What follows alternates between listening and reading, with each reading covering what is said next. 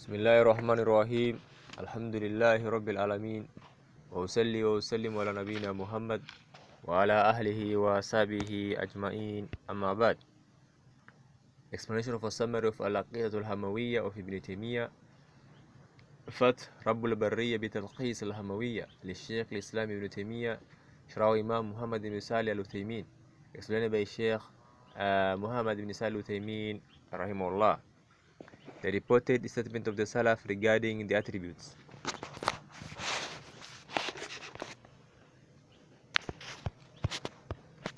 The statement of the Salaf, some general and others more specific, have become widespread regarding the ayat and ahadith of the attributes. An example of the more general statements is the saying, accept them as they have come without asking how. This has been reported from Makhul al-Zuhri, Malik bin Anas, Sufyan al-Thawri, al-Layth bin Sa'ad, and al-Awza'i.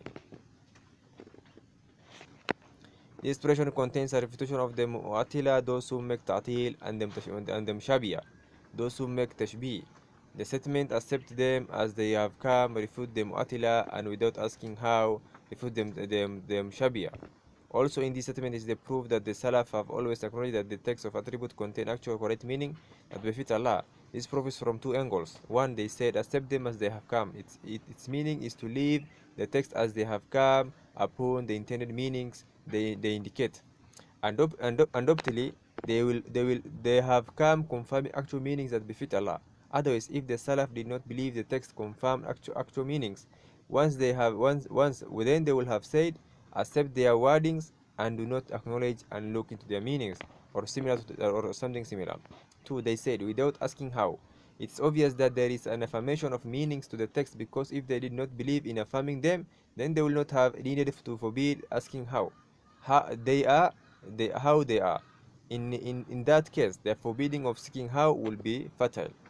It may be then asked, then what is the response to the statement of Imam Ahmad pertaining to the hadith of Allah's descending, when he said, we believe in it and affirm it without seeking how it is or its meaning?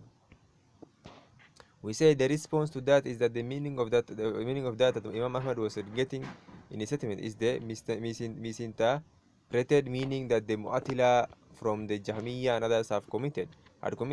They distorted the apparent meanings of the text of the Quran and the Sunnah to mean something contradictory. Our response is indicated by the fact that he negated the misinterpreted meaning and the asking how, in order for his statement to actually be a refutation upon those two groups of innovators, the Mu'atila and the Mushabiyah.